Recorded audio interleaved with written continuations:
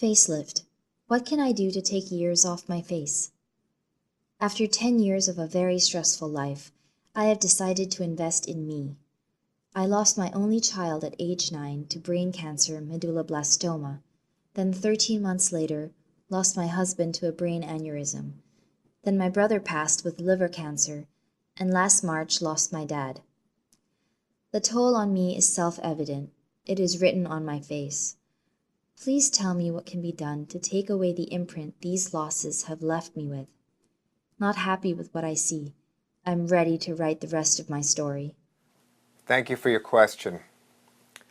The history you described is something that is certainly unsettling, and the description of losing your child, your husband, your brother, and your father, and the impact of all this stress on your facial appearance is completely understandable, and it is remarkable how resilient you have been to be able to submit your question and move forward with your life. So just want to express my respect for your pursuit, and I will share with you how I approach facial aging changes. And of course, many people may not have had exactly the same experience as you, but certainly as a practicing cosmetic surgeon for over 20 years, I can tell you that I've had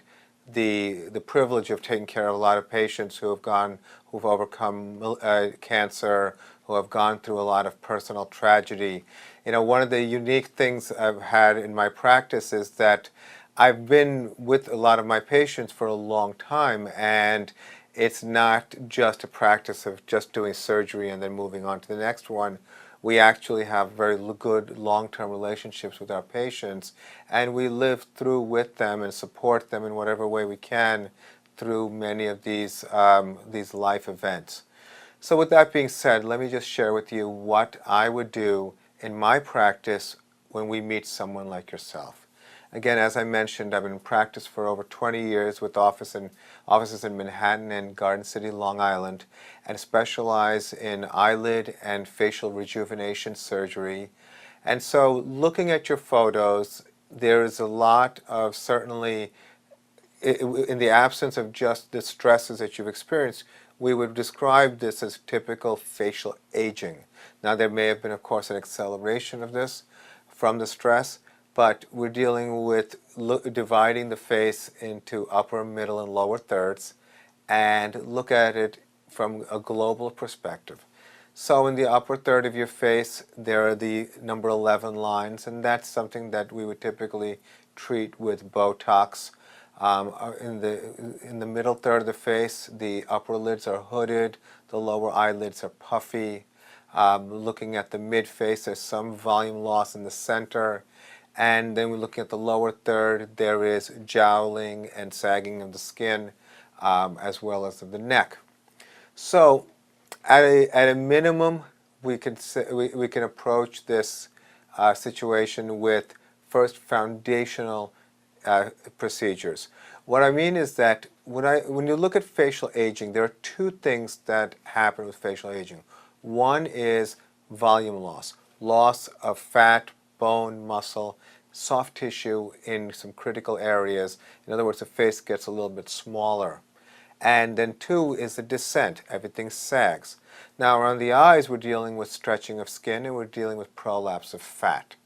So when I say foundational, what I'm saying is that for someone who wants to look younger, there are surgical options, and then there's a lot of non-surgical options that are marketed. To begin with, I would discourage you from any non-surgical option that involves the thermal energy or heat for lifting skin. Categorically, my experience, it just doesn't work. And in the end, a lot of patients come to us who have lost volume. And they've lost volume in a way that's undesirable. They've lost the thickness and quality of their skin from loss of fat. And so it's important for you to not fall for the hype and the the aggressive promotion of these devices. I would perform for you an upper eyelid blepharoplasty, lower eyelid blepharoplasty, and some type of face and neck lifting procedure. The reason I'm using some general terms is that without a physical examination, I can't be specific as to what I would do exactly. But I would say doing a procedure to address the upper eyelids, to address the puffiness under the eyes, I like to say that this is a way to reveal the true beauty and shape of your eyes and to help you look not tired.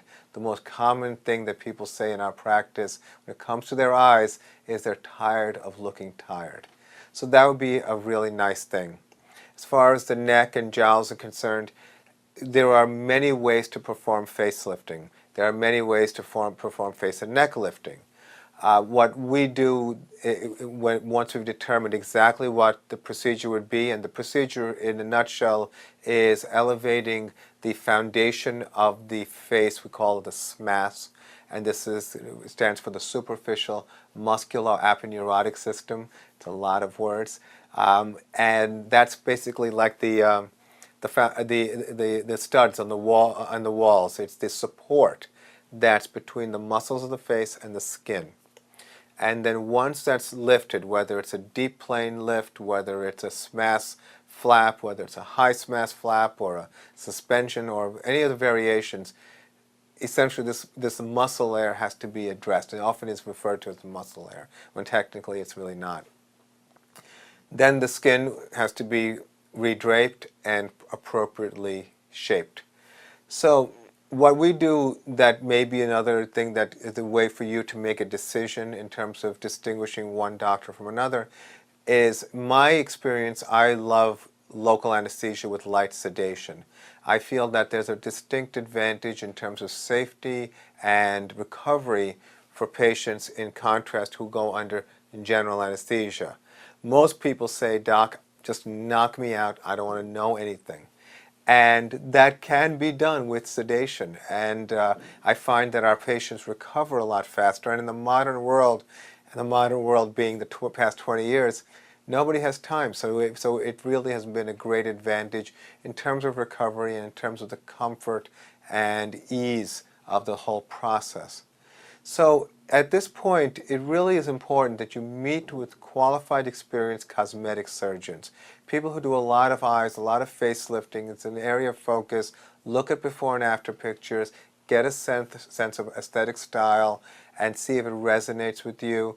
And of course, spend time with the doctor so you feel like you really have a good connection. I feel like it's such an important thing to really know your patients and understand who they are and what the motivations are, and certainly understanding what you've come through will play a role in how I would do your procedure in terms of just planning it out and deciding how aggressive or not aggressive to be with you, depending on how you feel. So again, meet with doctors, get some opinions, and learn about your options. But as I said, I would address your eyes and the sagging skin around the face, and then we can consider other maybe additional options that can complement what we would do, whether it's during surgery or after surgery. So I hope that was helpful. I wish you the best of luck, and thank you for your question.